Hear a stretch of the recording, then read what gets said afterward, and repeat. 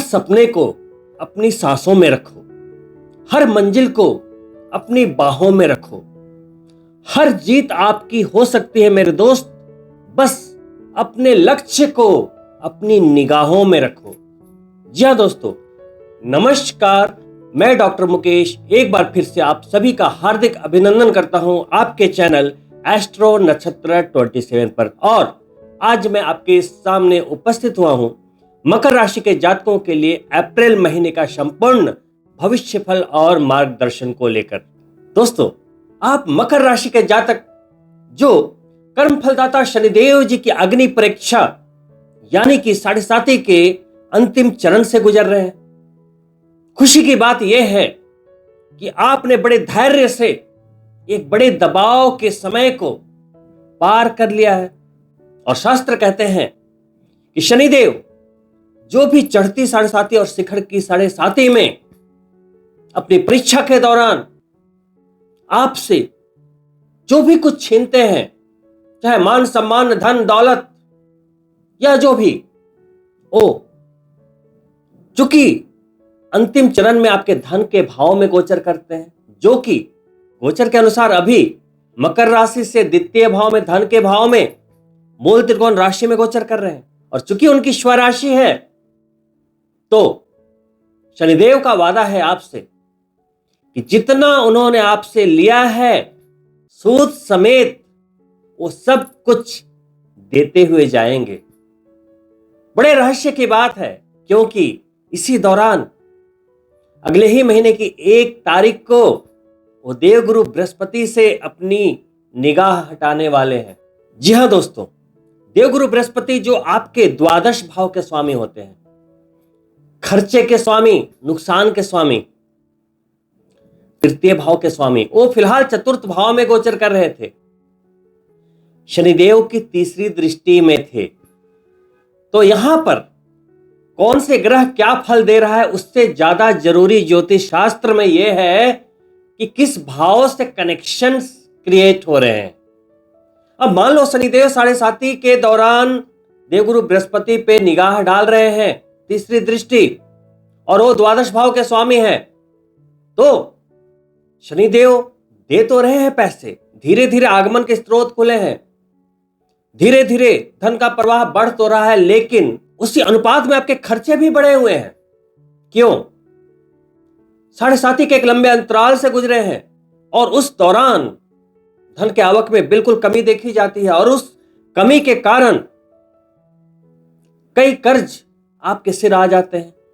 और यदि आप भाग्यशाली रहे तो कर्ज ना भी आए, लेकिन संग्रहित धन वो कहीं ना कहीं कम होती दिखाई देती है। अब समीकरण यह है कि अब जैसे ही देवगुरु बृहस्पति चतुर्थ भाव से निकलकर आपके पंचम त्रिकोण यानी कि वृषभ राशि में प्रवेश करेंगे, वहां से देवगुरु बृहस्पति आपको पूर्ण रूप से सुरक्षित कर देंगे। कैसे?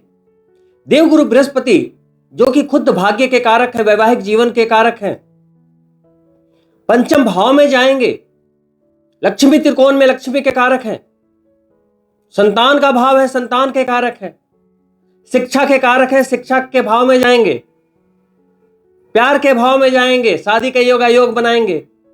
अब वहां पर जब बैठेंगे उनकी 9वीं दृष्टि मकर राशि पर आ जाएगी। देवों के गुरु देवगुरु बृहस्पति का मकर राशि पे दृष्टि डाल देना यानी कि आपको एक बुलेट प्रूफ जैकेट मिल गया। अब कितनी भी बाधाएं आए, कितनी भी मुश्किलें आए, देवगुरु बृहस्पति हर समस्या का समाधान आपसे ही निकलवा लेंगे, आपके मन में सकारात्मक विचार डालकर। वहीं धनयोग बनाते हुए पंचम त्रिकोण में बैठते हुए 5वीं दृष्टि भाग्य पर डाल देंगे, धर्म पे डाल देंगे, भाग्य बली। जितनी आस्था और धर्म से जुड़ते चले जाएंगे उतनी उन्नति करते चले जाएंगे। और 7वीं सीधी दृष्टि डाल देंगे उन्नति के भाव पर, लाभ के भाव पे, पदोन्नति के भाव पर, अर्थ भाव पे। तो दोस्तों, 4 अर्थ त्रिकोणों में एक अर्थ त्रिकोण में शनिदेव खुद बैठे हैं, जो 7.5 के अंतिम चरण में अब आपको रिवार्ड देने वाले हैं, आपकी परीक्षा का फल देने वाले हैं।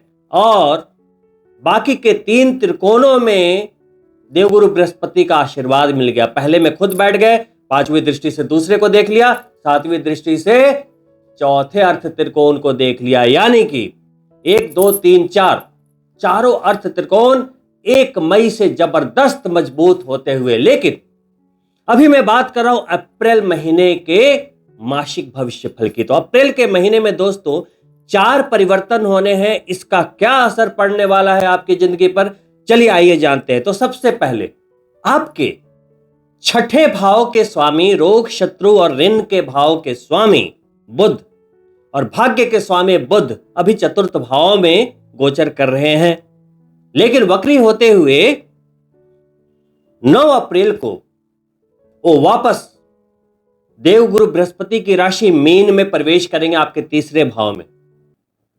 लेकिन चूंकि मीन राशि बुध की नीच राशि है, वहां पे वो बलहीन होते हैं, तो अब मकर राशि के जातकों के लिए अप्रैल के महीने में 6ठा भाव और 9वां भाव कमजोर रहने वाला है।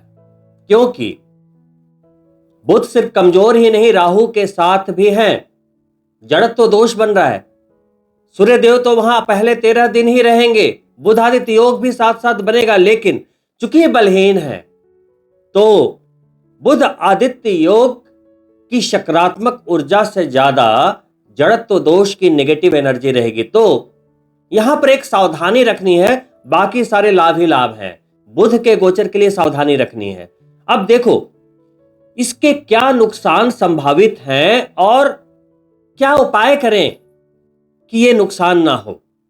क्योंकि हमें नकारात्मक नहीं सोचना है, हमें यह नहीं सोचना है कि ये नुकसान वाला गोचर है तो नुकसान होने दें। नहीं, कोशिश क्या रहनी चाहिए कि नुकसान ना होने दे। लेकिन पहले पता होना चाहिए कि क्या नुकसान होने वाला है। तो 6ठे भाव के स्वामी है। पहले से आप किसी भी स्वास्थ्य रूपी समस्या से जूझ रहे थे, वहां पर थोड़ी दबाव की स्थिति बन सकती है। पहले से आपने कुछ कर्ज लिया हुआ था, वहां पर दबाव की स्थिति बन सकती है। कोई शत्रु यदि आपको परेशान कर रहे थे, वहां भी दबाव की स्थिति बन सकती है। और कुल मिलाकर थोड़ी भाग्य में कमी का अनुभव हो सकता है। और ये तो हो गई ये बातें, लेकिन बुध है कौन? आपकी बुद्धि, बौद्धिक क्षमता, कम्युनिकेशन स्किल, व्यापार, फाइनेंस, है ना। तो यदि उनमें कमजोरी आएगी और राहु के साथ उनकी युति होगी तो कहीं ना कहीं आपके अंदर जो नॉलेज है, एबिलिटी है, योग्यता है, आप चाहेंगे कि मैं करूं, लेकिन वो करने नहीं देगा, जड़त्व बनाएगा, ब्रेक मारेगा। तो आपको क्या करना है? आपको लग रहा है कि ये मैं कर सकता हूं तो कर गुजरिए। पहले मैंने समझाया है दोस्तों मकर राशि के जातकों के 3रे भाव में राहु है। तो राहु तो एक ऐसी सोच देता है कि असंभव भी संभव हो जाए। लेकिन यह महीना पहले 13 दिन थोड़ा कमजोर इसलिए है कि अभी सूर्य देव वहां ग्रहण दोष बना रहे हैं। 13 अप्रैल के बाद तो धुआंधार सफलता है। इस महीने को 2 भागों में बांट सकते हैं, एक 13 अप्रैल के पहले और 13 अप्रैल के बाद। तो बुध की यह कमजोरी आपको 13 अप्रैल के बाद तो नुकसान नहीं पहुंचाएगी, सूर्यदेव के गोचर के बाद जब ग्रहण दोष समाप्त हो जाएगा। लेकिन दोस्तों उसके पहले बुध आपका कुछ नुकसान ना कर दे, उसके लिए आपको क्या करना है? बड़े सिंपल स्टेप हैं। देखिए, अगर आप पूजा पाठ करते हैं, गणपति भगवान की आराधना करें, प्रतिदिन गणपति अथर्व शीर्ष का पाठ करें, और हो सके तो प्रतिदिन दुर्वा लाकर गणपति भगवान को उनकी सूंड के पास अर्पित करें प्रतिदिन, जब तक बुध की स्थिति कमजोर है। दोस्तों बुध का गोचर भले ही अल्प अवधि का हो, लेकिन मकर राशि के कुछ ऐसे भी जातक होंगे जिनकी जन्म पत्रिका में यानी कि D1 चार्ट में भी बुध अशुभ अवस्था में होंगे। और वो मकर राशि के जातक अगर बुध से ही रिलेटेड कुछ कार्य कर रहे होंगे, जैसे एंटरटेनमेंट फील्ड में होंगे, या अपनी योग्यता से कुछ कार्य कर रहे होंगे, कम्युनिकेशन का कुछ कार्य कर रहे होंगे, या बिजनेसमैन होंगे, तो फिर बुध का ये थोड़े दिनों के लिए ही नीच होना या राहु के साथ गोचर करना उन्हें कई झटके दे सकता है। किसी भी प्रकार के झटके से बचने के लिए अभी जब तक बुध नीच है और राहु के साथ है, आप कुछ हरी चीजों का दान बुधवार के बुधवार आप कर दें तो बहुत अति उत्तम रहेगा। बच्चे हो या बुजुर्ग हो या ट्रांसजेंडर हो, कभी भी उनका अपमान ना करें, उनकी सहायता करें, उन्हें उपहार दें, उन्हें दान दें, सम्मान दें, तो आपके बुध ग्रह अच्छे होते चले जाते हैं। यदि अपने घर में कुछ प्लांट्स रखे हुए हैं तो प्रतिदिन खुद अपने हाथों से उसमें जल सींचें। ये छोटे छोटे कुछ कार्य करते हैं तो बुध आपको अशुभ परिणाम नहीं देंगे। दोस्तों, वहीं अप्रैल महीने का सबसे बड़ा गोचर और यूं कहें कि वर्ष का सबसे बड़ा गोचर सूर्यदेव के गोचर के रूप में मेष संक्रांति के 13 अप्रैल को आपके चतुर्थ भाव में होगा। जी हां दोस्तों, देखिए सारे ग्रह सूर्यदेव की परिक्रमा कर रहे हैं और जब सूर्यदेव अप्रैल के महीने में पूर्ण रूप से बली होते हैं यानी उच्च के होते हैं तो सारे ग्रहों में एक अद्भुत क्षमता आ जाती है। तो पहले 13 दिन अगर आप जॉब में हैं तो एडमिनिस्ट्रेशन से बच बचा कर रखें, कोई विवाद को जन्म ना दें। कोर्ट कचहरी के मामलों में भी किसी विवाद को जन्म ना दें, धैर्य बनाए रखें। 13 अप्रैल के बाद जैसे ही अष्टम भाव के स्वामी, अष्टम भाव क्या है? हमारी उम्मीदों का भाव, जीवन में वैसी घटनाएं जो आप जानते नहीं कि यह हो सकती है, अचानक का भाव, रहस्यों का भाव, आयुष्य का भाव। अब वहां के स्वामी उच्च हो गए और उनकी युति हो गई चतुर्थ भाव में देवगुरु बृहस्पति के साथ। देखिए कितना बढ़िया ये संगम। जी हां, एक तो मेष राशि, मित्र राशि, सूर्यदेव उच्च और वहां मित्र ग्रह बैठे हैं देवगुरु बृहस्पति। 13 अप्रैल के बाद सूर्यदेव और देवगुरु बृहस्पति दोनों की कंबाइंड दृष्टि जाएगी आपके दशम भाव पर, करियर के भाव पर, और आप एकदम तूफानी रफ्तार में करियर में आगे बढ़ेंगे। बड़े दिन से अगर कोई पदोन्नति रुकी हुई थी, मकर राशि के बिजनेसमैन के लिए बहुत समय से कुछ अवेटेड प्रोजेक्ट्स अगर अटके हुए थे, फंड्स अटके हुए थे, या अपने बिजनेस का विस्तार करना चाह रहे थे लेकिन किसी न किसी कारण से हो नहीं पा रहा था, हो जाएगा। और जबरदस्त योग स्थान परिवर्तन के भी बने हुए हैं, जबरदस्त योग। अगर आप अपनी उन्नति के लिए, अपने फायदे के लिए ये सोच रहे थे कि मैं नौकरी में परिवर्तन करूं, मैं अपने व्यापार में परिवर्तन करूं, कुछ एक्सपेरिमेंट करूं, पर्सनल टर्म पे अगर आप सेल्फ एम्प्लॉयड थे, कुछ अपनी योग्यता से आप करते थे, उसके लिए अगर आप कुछ सोच रहे थे, बहुत अच्छा वक्त। दोस्तों, चूंकि आपके दशम भाव के स्वामी होते हैं शुक्रदेव, परफेक्शन के कारक, वो अभी संचरण कर रहे हैं आपके जन्म चंद्रमा से तीसरे भाव में राहु के साथ, प्यार के कारक ग्रह, वैभव, लक्ष्मी के दाता शुक्रदेव। तो देखिए तीसरा भाव रिस्क लेने का है, तीसरा भाव हमारी सोच का है, वहां राहु विराजमान है। समझिएगा बात को, बहुत ही इंपॉर्टेंट बात है। मानसिकता के भाव में शुक्र बैठे हैं तो परफेक्शन दे रहे हैं हमारी सोच को। राहु जो किसी को सेलिब्रिटी बना दे, पलक झपकते ही किसी को मिनिस्टर बना दे, इंटरनेट का कारक ग्रह, ई कॉमर्स का कारक ग्रह। अभी शनिदेव बैठे सेकंड हाउस में, सोशल सामाजिक दायरे में, मूल त्रिकोण में, अंतिम चरण में। किसी भी व्यक्ति को यदि सोशल मीडिया के जरिए सफलता प्राप्त करनी है तो उसमें शुक्रदेव, राहुदेव और देवगुरु बृहस्पति यानी कि सोच, जब तक आपके पास कंटेंट नहीं होगा आप क्रिएट कैसे करेंगे। तो राहु वहां का संचालक हो गया, देवगुरु बृहस्पति जो दशम को दृष्टि दे रहे हैं वो आपके माइंड में कंटेंट दे रहे हैं, और शुक्रदेव थर्ड हाउस में बैठकर आपको परफेक्शन दे रहे हैं, उन चीजों को सही तरीके से पेश करने की कला दे रहे हैं। और कर्म फलदाता शनिदेव जो आपके राशि के स्वामी हैं वो वहीं बैठे हैं जहां से सोशल मीडिया ऑपरेट होता है। तो ये एक बेहद ही गंभीर मुद्दा, यदि आप अपने टैलेंट को आजमाना चाहते हैं सोशल मीडिया के द्वारा तो ये एक अच्छा वक्त। आज के समय में काफी बिजनेसमैन सोशल मीडिया के सहारे बहुत ही पॉपुलर हो रहे हैं। यदि आपके मन में भी कभी ऐसा ख्याल आया था कि आप सोशल मीडिया के द्वारा आप कुछ कर सकते हैं तो आपको इस समय कर गुजरना चाहिए। वहीं जैसे ही 13 अप्रैल को दूसरे गोचर के रूप में सूर्यदेव आपके चतुर्थ भाव में आएंगे, उच्च के हो जाएंगे, तो सूर्यदेव क्या हैं? आपके कॉन्फिडेंस और आत्मविश्वास। जैसे ही व्यक्ति के पास आता है वो क्या करता है? रिस्क लेता है, आगे बढ़ता है और सफल हो जाता है। और जो जितना बड़ा रिस्क लेगा उतनी बड़ी सफलता होती है।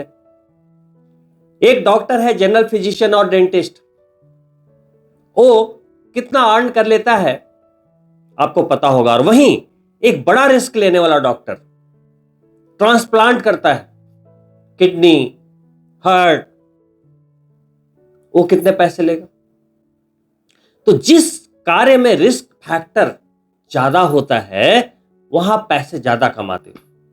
यदि आप नौकरी कर रहे हो लेकिन आप सेटिस्फाई नहीं हो तो इतना आसान तो है नहीं कि नौकरी को छोड़कर बिजनेस स्टार्ट कर लो, लेकिन यही रिस्क है।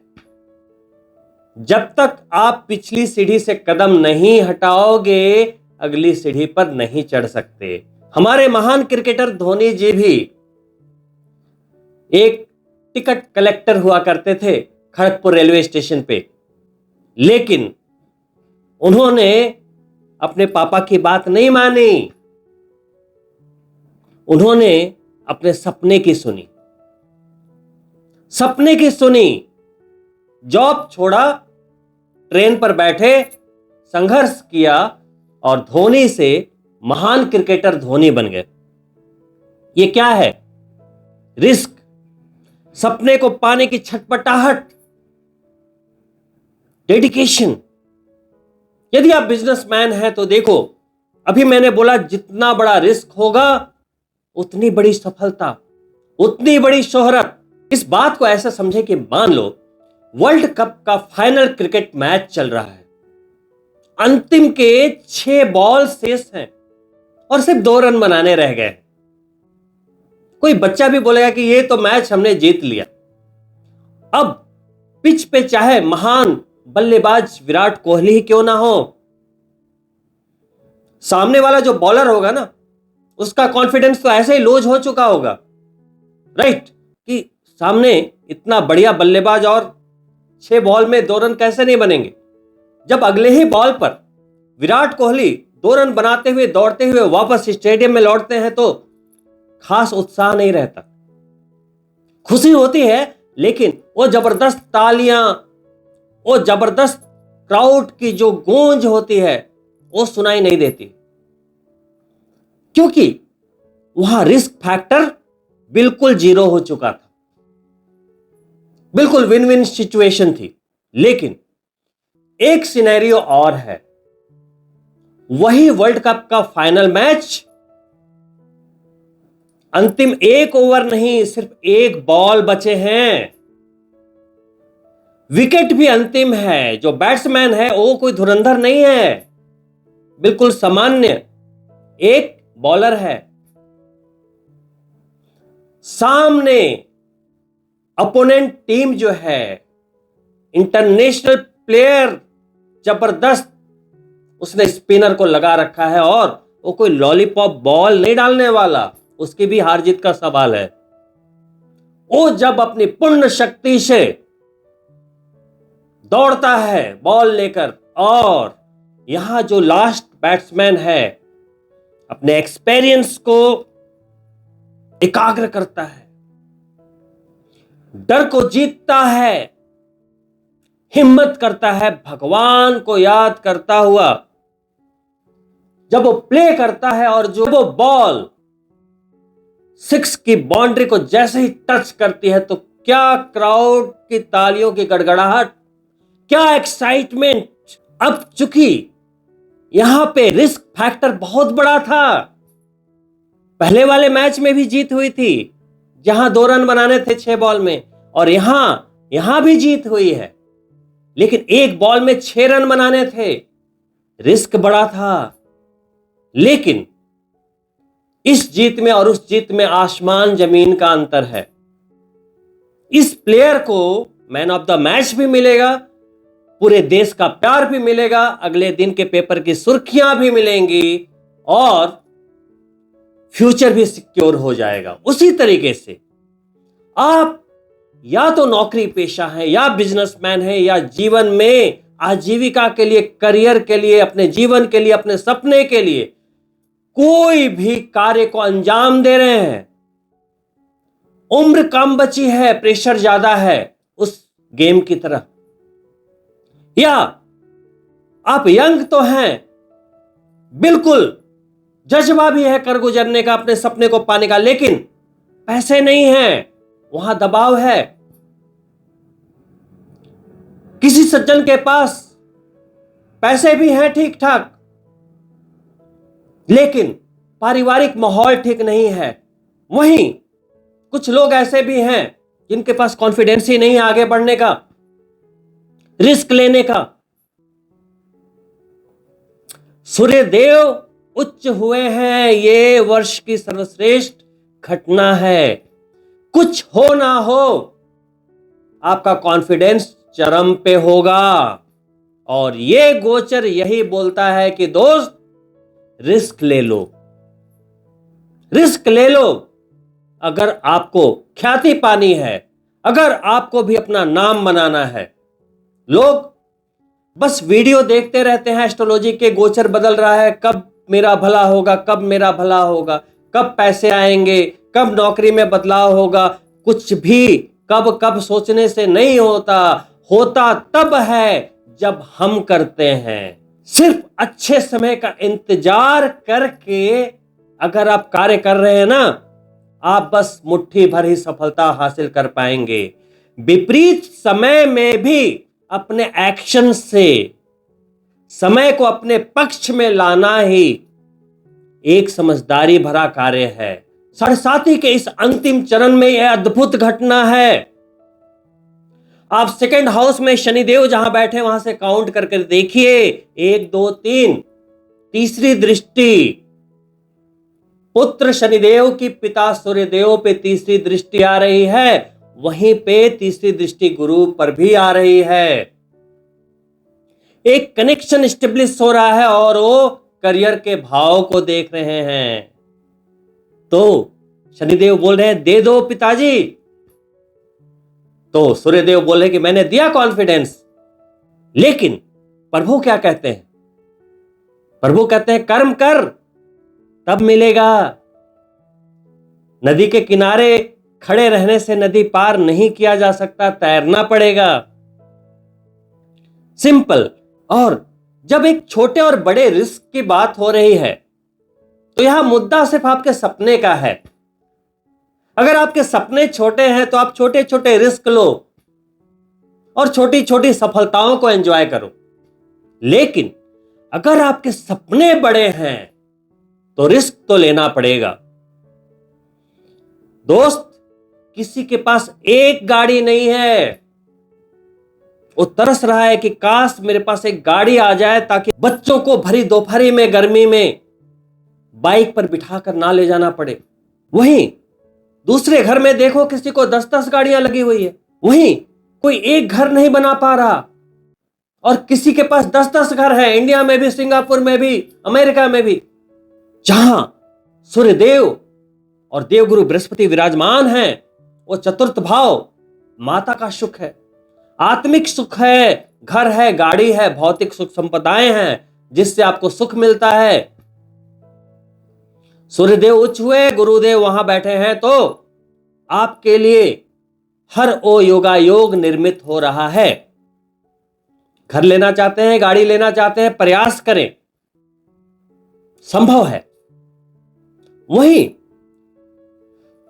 शनिदेव के साथ मंगल देव विराजमान हैं। शनिदेव है नौकरी के कारक ग्रह,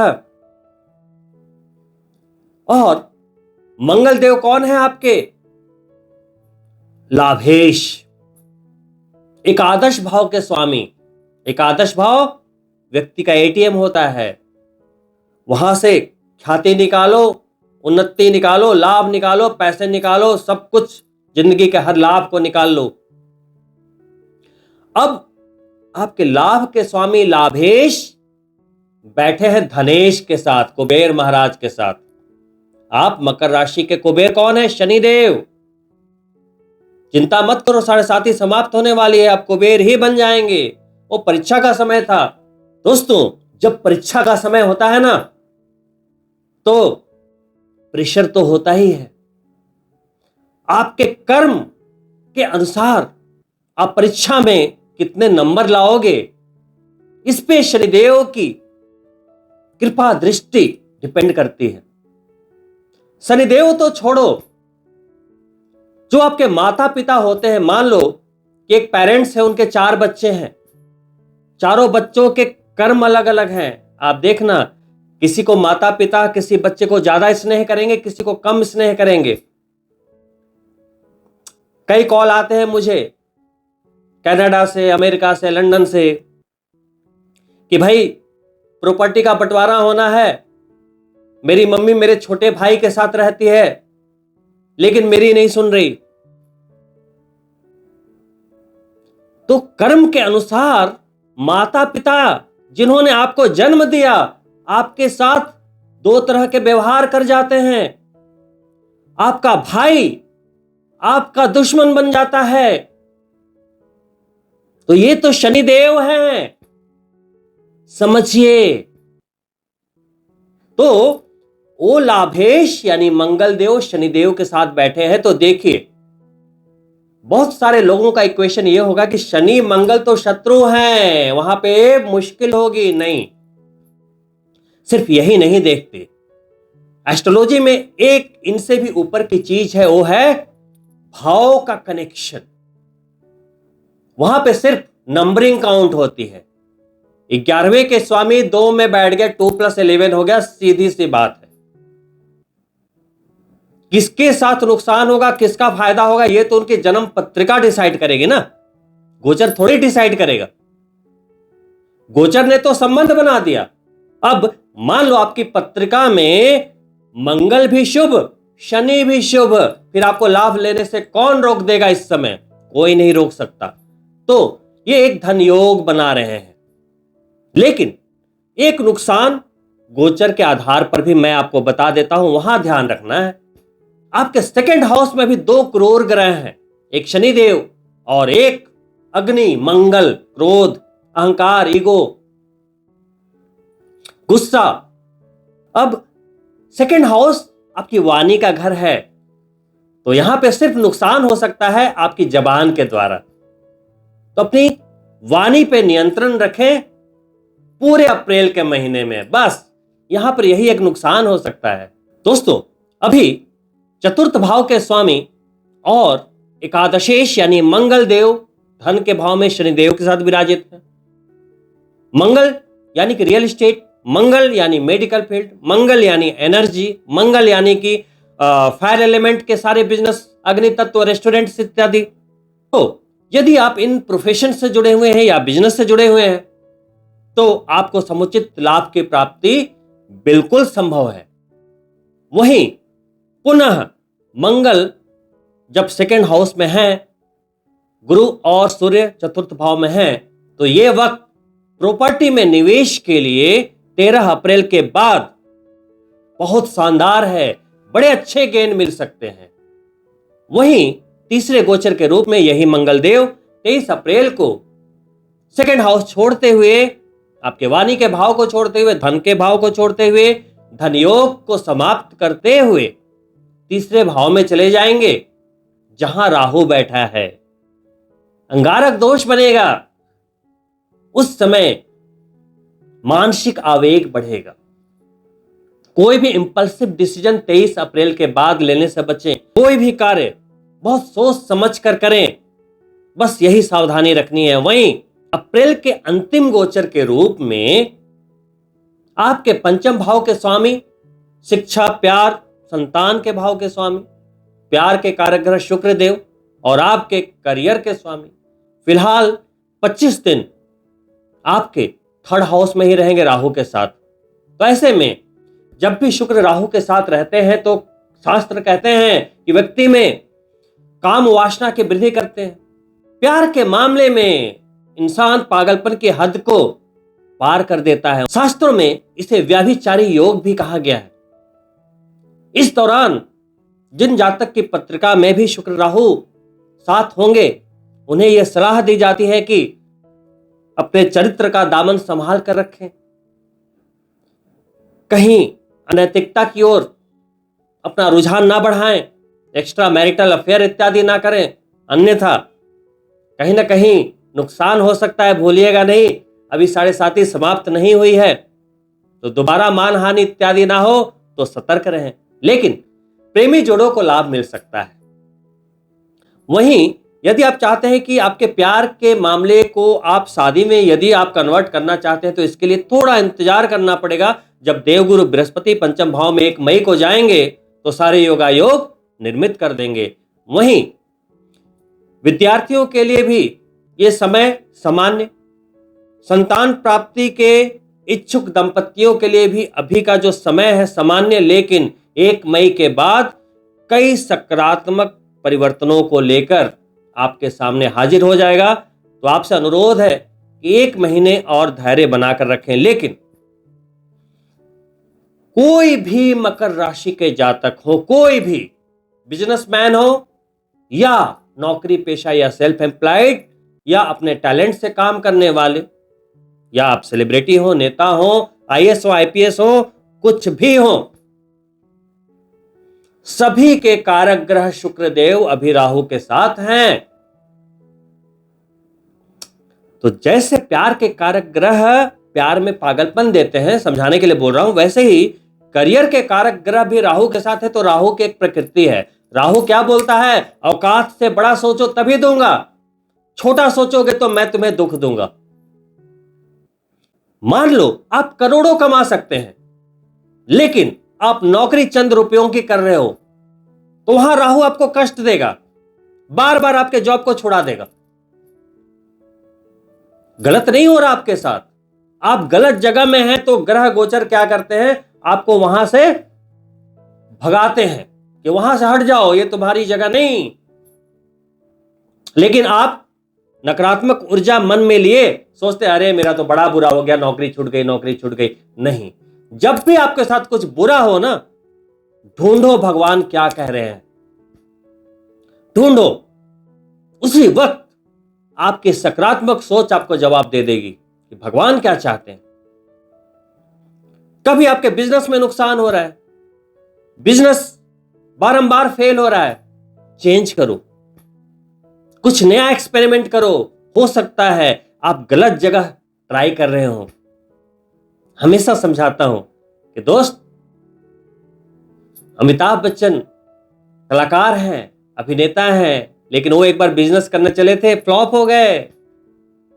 लता मंगेशकर अगर सोचती कि मैं जाकर बैंक में नौकरी कर लूं, अकाउंटेंट बन जाऊं, तो क्या इतनी ख्याति प्राप्त करती?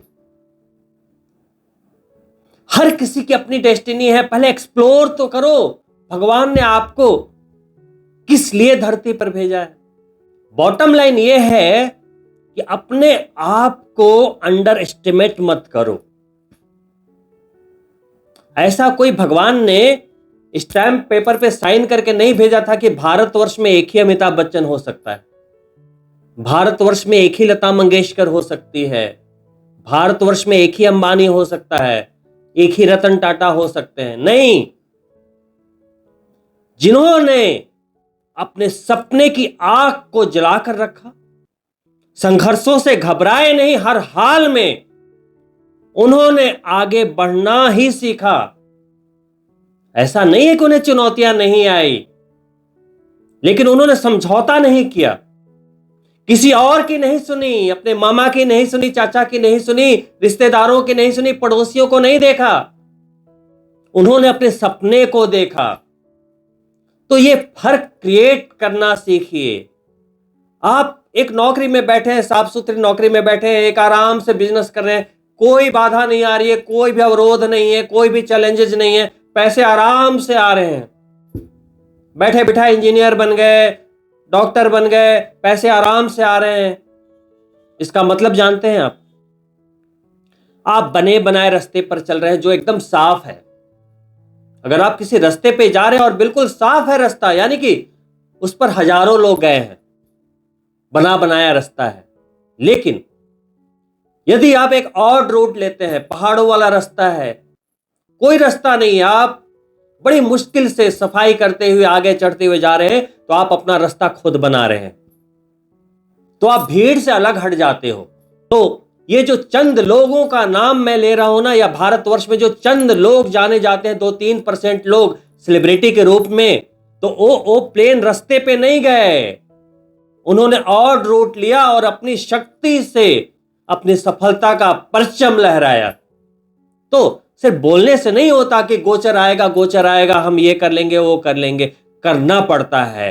तो इस वीडियो का सार यह है कि अपने सपनों के आग को और हवा दीजिए।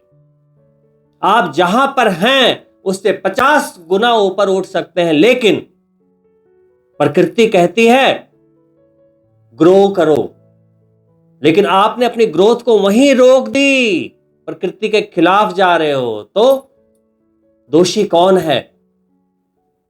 जब कुछ समझ में ना आए, हमेशा कहता हूं प्रकृति को फॉलो करो।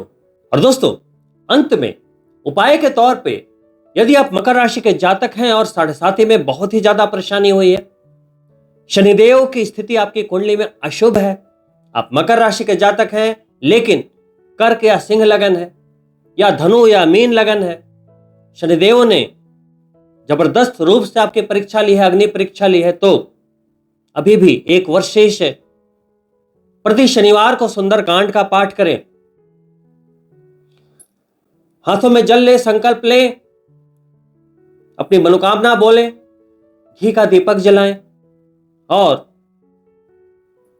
एक पुष्प लेके हनुमान जी को आसन दें, सुंदरकांड का पाठ करें शनिवार के दिन। हनुमान जी को शनिदेव ने वचन दिया है कि जो भी तुम्हारी भक्ति करेगा मैं उसे प्रताड़ित नहीं करूंगा। तो शनिदेव के आगे चाहे जितना भी सर पटक लो, वो माफ नहीं करेंगे, क्योंकि उन्हें तो कर्मों का फल देना है। लेकिन चूंकि उन्होंने हनुमान जी को वचन दिया है, यहां वचन की बात आ जाती है कि मैं तुम्हारे भक्त को कष्ट नहीं दूंगा, तो वो क्षमा कर देंगे। वैसे भी सुंदरकांड को वरदान प्राप्त है कि जो भी व्यक्ति सुंदरकांड का पाठ विधिवत तरीके से करता है, उस समय जब वो पाठ हो रहा होता है उस घर में, तो हनुमान जी उस घर में सूक्ष्म रूप में विराजित रहते हैं। अगर प्रति शनिवार को आप सुंदरकांड करते हैं, हनुमान जी आपके घर में 1 घंटे अगर विराजित रहते हैं, तो क्या मजाल, कोई भी कष्ट आ जाए आपके घर पे, कोई भी विपत्ति आ जाए, तो सुंदरकांड का पाठ एक ब्रह्मास्त्र है, इसे करते रहिए। वहीं सूर्यदेव की स्थिति अगर अशुभ है, नीच है कुंडली में, तो चैत्र नवरात्रि से अच्छा मौका नहीं मिल सकता आपको। 9 अप्रैल से चैत्र नवरात्रि का शुभारंभ हो रहा है। इस दौरान सूर्य जब उच्च के होंगे और आप इस नवरात्रि में अगर 24,000 गायत्री मंत्र जाप का अनुष्ठान कर लेते हैं, यदि 24,000 ना हो पाए तो 11,000 मंत्र का अनुष्ठान कर लेते हैं, तो चूंकि सूर्य की ऊर्जा इस समय चरम पे होती है, तो यह मंत्र शक्ति एक मोमेंटम के साथ आपके सारे काम को बना देगा, सारे लाभ को लेकर आ जाएगा, जो भी रिस्क लेंगे आपको सफल कर देगा। एडमिनिस्ट्रेशन से पूर्ण रूप से सहयोग की प्राप्ति होगी, सारे रुके हुए काम बन जाएंगे, प्रमोशन, प्रतिष्ठा सब कुछ मिल सकता है। करना क्या है, 24,000 गायत्री मंत्र का जाप नवरात्रि के 9 दिनों में कर दें। प्रतिदिन सूर्य को जल जरूर अर्पित करें। आदित्य हृदय स्तोत्र का पाठ प्रति रविवार को करें। मैंने आपको शनिदेव के उपाय बता दिए सुंदरकांड के रूप में, सूर्यदेव के उपाय बता दिए गायत्री मंत्र के रूप में। अब शनिदेव और राहु से भी खतरनाक एक ग्रह है जो आपको जिंदगी भर संघर्ष दे सकते हैं, आपको बर्बाद कर सकते हैं यदि आपकी कुंडली में वो अच्छे हालात में नहीं है। सबसे जिद्दी ग्रह मंगल, क्रोध, अहंकार, लड़ाई मारपीट, कोर्ट कचहरी, खून खराबा, सब मंगल। मंगल को मनाना इतना आसान नहीं। तो मंगल को अगर आपने सही कर लिया तो सबसे पहले तो आपके धन का प्रवाह ठीक हो जाएगा, क्योंकि आपके धनेश हैं। मंगल अगर शुभ हो गए, घर गाड़ी तो ऐसे ही आपके पास दौड़ी दौड़ी चली आएगी। करना क्या है, अगर कुंडली में मंगल अशुभ है तो प्रतिदिन थोड़ा सा जैगरी यानी गुड़ ले लें। मंगलवार के दिन सुबह स्नान करके 7 टाइम्स अपने ऊपर ऐसे एंटी क्लॉकवाइज घुमा लें और मंगल यानी भौम उसे मिट्टी में जाकर दबा दें या ऐसे मैश करके मिट्टी में मिक्स कर दें। प्रति मंगलवार करना है, यह बहुत आवश्यक है। इसके अलावा मंगल के व्रत कर सकते हैं 11। कार्तिकेय जी की पूजा करें, भोले भंडारी की पूजा करें। घर में एक अंगूठे के आकार का पार्थ शिवलिंग या नर्मदेश्वर शिवलिंग को स्थान दें।